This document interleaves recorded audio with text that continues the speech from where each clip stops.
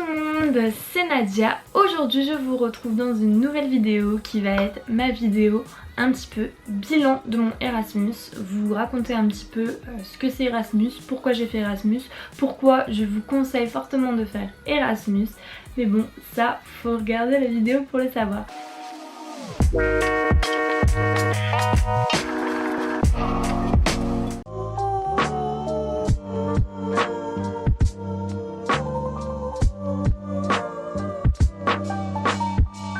Je vais vous expliquer très rapidement ce que c'est Erasmus. Erasmus, en gros, c'est un organisme qui te permet de soit partir en stage à l'étranger, soit de partir en échange universitaire avec une école à l'étranger. Et en fait, l'organisme Erasmus vous fournit également une bourse en fonction de vos revenus, etc., en fonction du pays. Donc ça vous fournit une bourse, c'est assez pratique, c'est pour justement pousser les gens à faire cette expérience internationale. Il faut savoir que Erasmus, c'est pour des expériences en Europe qui vous donnent une bourse. Voilà, après vous pouvez faire des expériences à d'autres, je pense qu'il y a d'autres aides gouvernementales, mais voilà, pour la bourse Erasmus par exemple, c'est en Europe. Et par rapport au pays où vous êtes, ça change, ça varie. Je ne vais pas rentrer dans ces détails là, voilà, il y a d'autres vidéos sur YouTube. Moi j'ai vraiment envie de vous parler de l'expérience, vous donner un peu mon ressenti, faire un bilan vraiment. Donc voilà.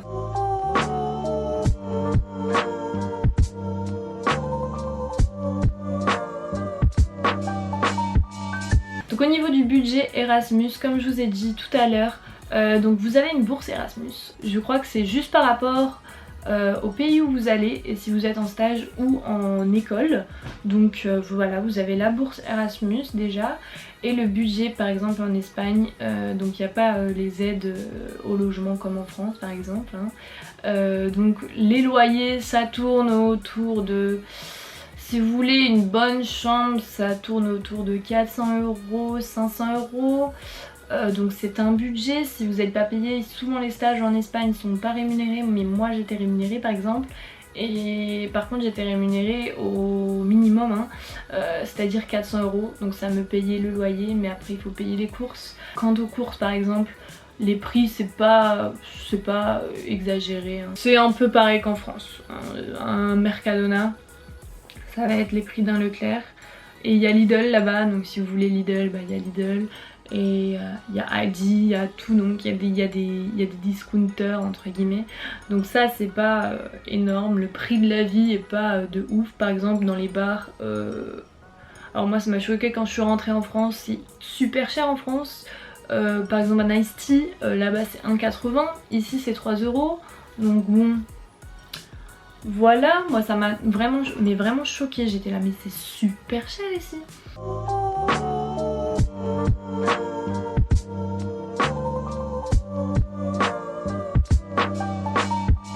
Je viens de rentrer d'Espagne, j'étais en Espagne, pourquoi je suis partie, comment je suis partie, machin.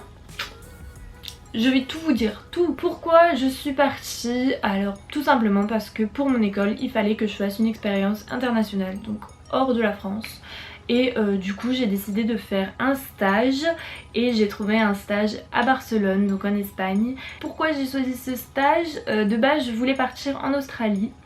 Puis il y a eu les feux en Australie, donc ça m'a un petit peu refroidi et puis c'était très compliqué de trouver un stage, surtout un stage rémunéré en Australie. Et vu qu'en Australie c'est très cher, si j'avais pas de stage rémunéré ça aurait été un peu compliqué parce que je l'ai fait un peu sur un coup de tête et du coup j'avais rien de côté pour partir en stage en Australie. Donc Barcelone pour faire court, c'est tout simplement parce que j'étais ici en vacances et j'ai adoré la ville et du coup l'espagnol je kiffe, l'Espagne je voulais un peu visiter et tout. Du coup j'ai choisi ce stage à Barcelone en Espagne.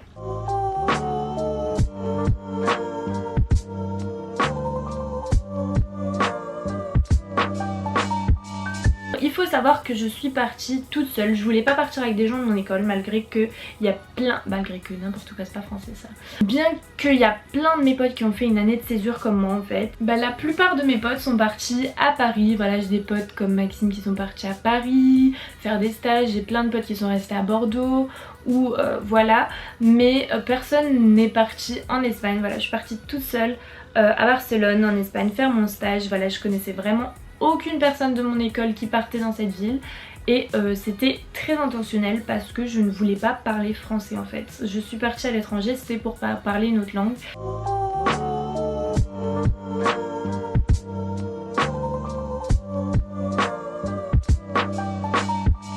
La vie à Barcelone, franchement, trop cool, j'ai adoré. Franchement, c'est une ville dans laquelle je me vois vivre.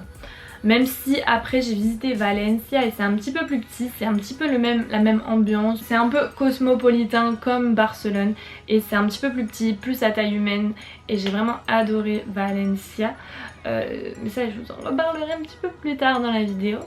Mais voilà, je me vois vraiment y vivre. Si vous voulez une vidéo sur Barcelone, donc par exemple avec des bonnes adresses, les quartiers où habiter, etc. Je peux vous faire ça, donc dites-moi en commentaire si ça vous intéresse. Je vous ferai ça prochainement.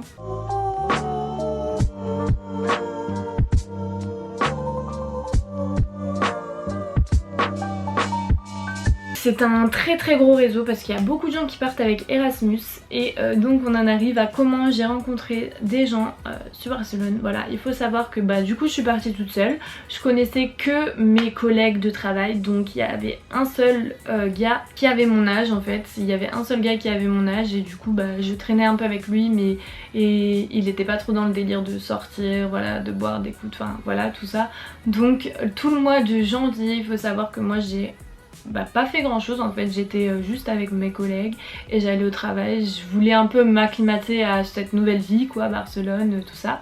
Et du coup début février j'ai vu un événement sur Facebook, alors j'étais pas du tout au courant mais c'était un événement organisé par Erasmus pour faire une visite guidée de Barcelone, donc gratuite, c'était un truc en après-midi avec plein de jeunes Erasmus et du coup j'ai décidé d'y aller, donc on a fait cette petite visite guidée, c'était super cool et après on est allé dans un bar partenaire de Erasmus, je sais pas quoi, où il y avait des coûts moins chers si on revenait avec le bracelet, enfin bref, je n'ai pas trop écouté, moi j'ai juste rencontrer des gens, franchement tout le monde est super sympa, personne se connaît donc on commence un peu à parler entre nous, c'est un peu bizarre au début vous voyez, mais il faut continuer à parler, puis tu demandes, enfin au début c'est toujours ah salut tu viens d'où, pourquoi t'es ici, nanana ça fait longtemps que t'es ici, enfin voilà ça c'est le début de conversation à Erasmus avec tout le monde, c'est ça. Et puis après ça découle, après il y a du feeling ou il n'y a pas de feeling.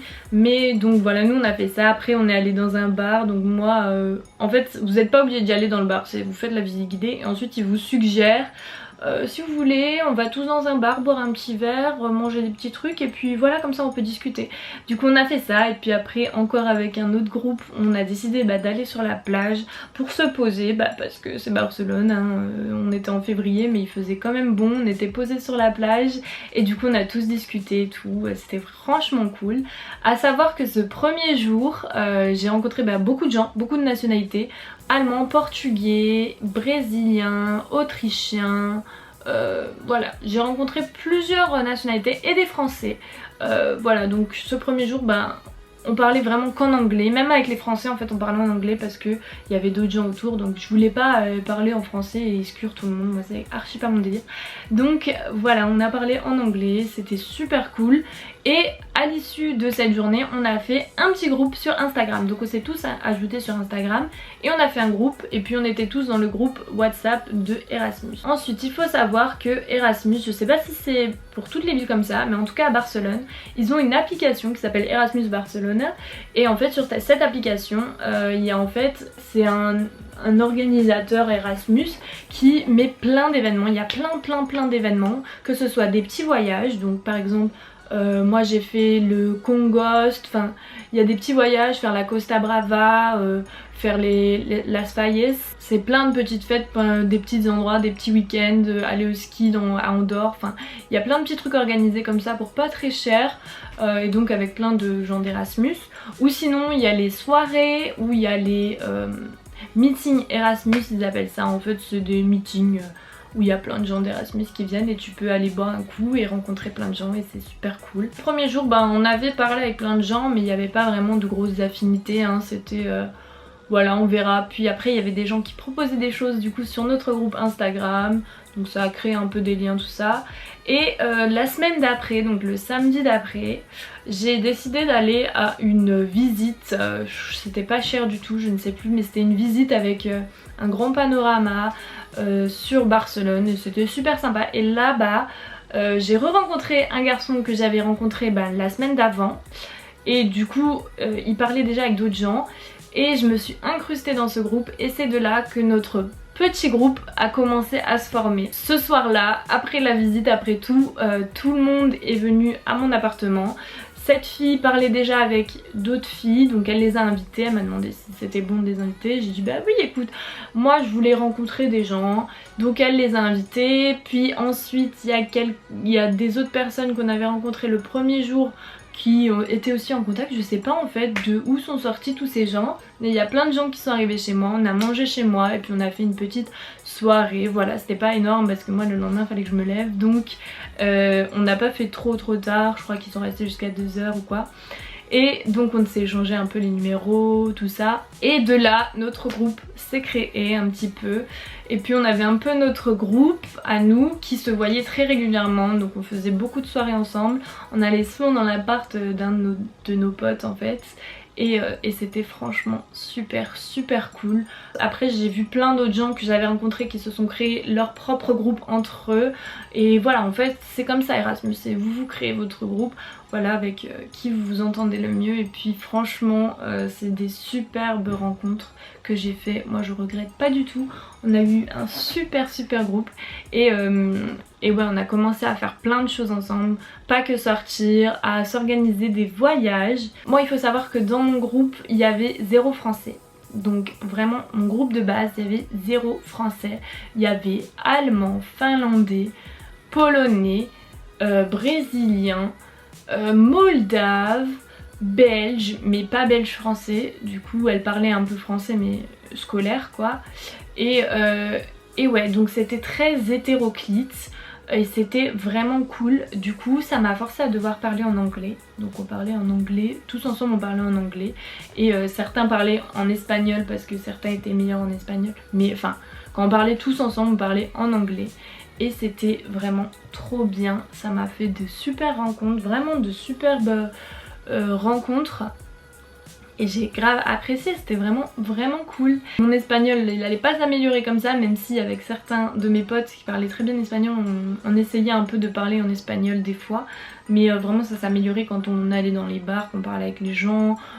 Et voilà, enfin quand on commence un peu à vivre dans un pays, votre langue va forcément s'améliorer dans ce pays. Enfin la langue du pays va forcément s'améliorer pour vous. Voilà, par exemple je pense à Anna Hervière et Stiltonic qui ont fait leur Erasmus en Croatie. Je suis sûre qu'elles ne parlaient aucun mot de croate et je suis sûre qu'elles connaissent franchement certains mots de croate pour demander une bière, pour demander ci, ça. Je pense qu'elles connaissent un petit peu de croate, même si ça va pas trop les aider je pense, à part si elles veulent vivre là-bas. Mais voilà, vous arrivez dans un pays, vous êtes obligé de connaître un peu cette langue. Du coup, donc comme je vous disais, on avait notre petit groupe de potes et du coup on s'était organisé des petits voyages. Donc juste le week-end, donc mi-mars, nous sommes partis à Valencia, donc qui est une ville en dessous de Barcelone, donc on y allait tranquille. On a loué un Airbnb à Valencia tous ensemble, je crois qu'on était une petite dizaine et franchement trop bien. Vraiment bon délire, on a fait nos petites soirées là-bas, franchement trop bien. Sauf que ce week-end là, c'était le fameux week-end, annonce du confinement en Espagne. Et annonce carrément des régions confinées entre elles. Donc il faut savoir que Valencia c'est pas la même région que Barcelone, donc on est un peu stressé. Finalement on a pu rentrer, puis tout s'est bien passé, puis après voilà, c'était super cool, mais voilà.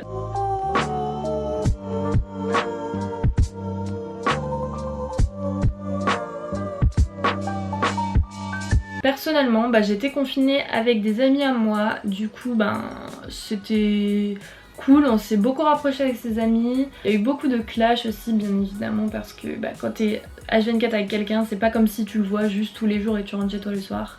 C'est complètement différent. Donc il y a eu des petits clashs effectivement, mais ça allait. Et donc j'ai été confinée avec ces gens, j'ai dû prendre le travail en télétravail, donc faire mon stage en télétravail, mon stage que j'ai effectué donc, que 2 mois et demi en entreprise. Donc c'était très compliqué en fait. Surtout que moi c'était du marketing digital. En soi le marketing digital c'est très facile de travailler en télétravail. C'est juste que la motivation quand tu es en télétravail, que tu vis avec tes potes, que voilà, ça devient très compliqué. Moi quand j'ai pas d'horaire où je dois être quelque part, c'est assez difficile. Même si au final j'ai quand même réussi à m'organiser et à travailler et à rendre des choses bien, hein, on va dire. Mais voilà, c'était quand même assez compliqué. Pour mes potes qui étaient en cours à distance, bah c'était pareil, c'était cours à distance. Après c'était un peu pareil dans tous les pays. C'était une expérience, je pense que ça a encore intensifié mon expérience Erasmus de vivre le confinement dans un autre pays, loin de mes proches, avec un tout autre gouvernement, une toute autre façon de faire face à cette pandémie. Et ouais, du coup ça a vraiment renforcé mon expérience, mais je regrette pas du tout. Je l'ai très bien vécu ce confinement en Espagne. Heureusement que moi personnellement l'appartement où j'étais confinée, il y avait un rooftop, donc on était bien, franchement il n'y avait rien à se plaindre. On avait le rooftop, on avait la climatisation, on n'avait vraiment pas à se plaindre par rapport à des gens, par exemple les gens qui étaient confinés à Paris dans leur petit 9 mètres carrés sans clim sous les combles. Voilà, moi je ne vais vraiment pas me plaindre. Après bien sûr que ça, je vais pas dire que ça a gâché mon Erasmus, mais ça l'a mis complètement sur une autre tournure. Parce que voilà, moi mon Erasmus, je voulais profiter pour voyager, faire plein de trucs, finalement confinement, rien du tout. Franchement j'ai absolument pas regretté, parce que de toute façon après quand on a été déconfiné, j'ai pu voyager. Voilà, tout le mois de juillet j'ai voyagé, c'était super cool.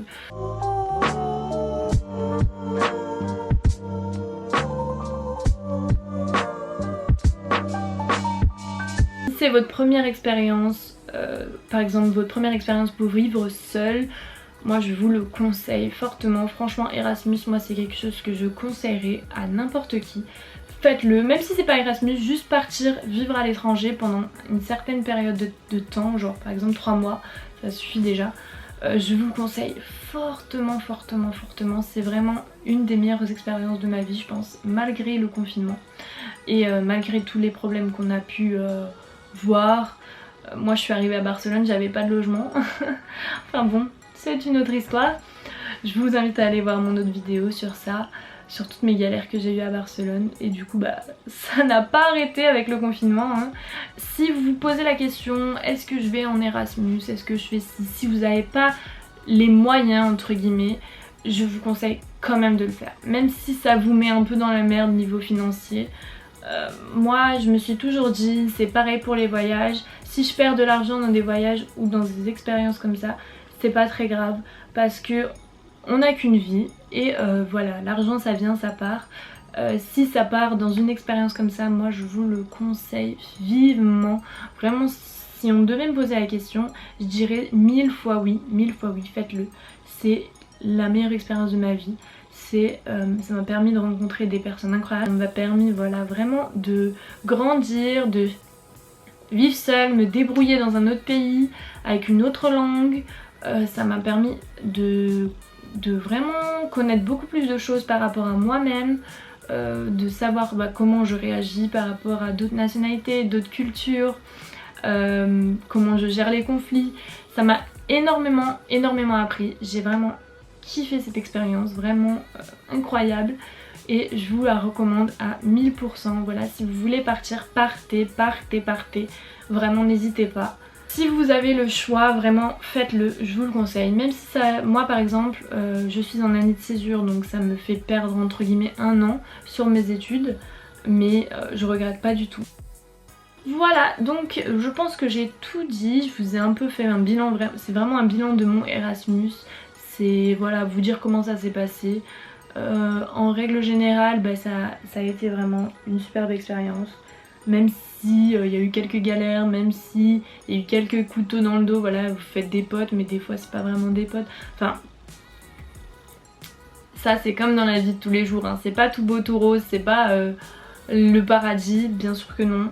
mais c'est vraiment un truc qu'il faut faire et qui est superbe. Moi j'en retiens, enfin j'essaie de retenir vraiment que les bons souvenirs et voilà, c'est trop cool. J'espère que cette vidéo vous aura plu et qu'elle vous aura aidé peut-être à choisir, enfin à faire votre choix à venir ou pas. Je vous mets en vidéo en bas une vidéo sur Erasmus que j'ai vue d'une fille qui expliquait un peu tout le fonctionnement, comment faire les demandes, etc.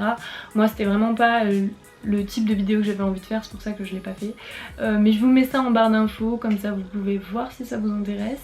Et voilà, j'espère vraiment que ma vidéo vous aura plu. Si c'est le cas, n'hésitez pas à mettre un pouce en l'air et à vous abonner. Et moi sur ce, je vous fais des très gros bisous et je vous dis à une prochaine. Bye. J'ai trop chaud les gars, putain, qu'est-ce que je ferais pas pour vous? Il fait genre 40 degrés. Il fait 32 degrés et j'ai fait toute cette vidéo sans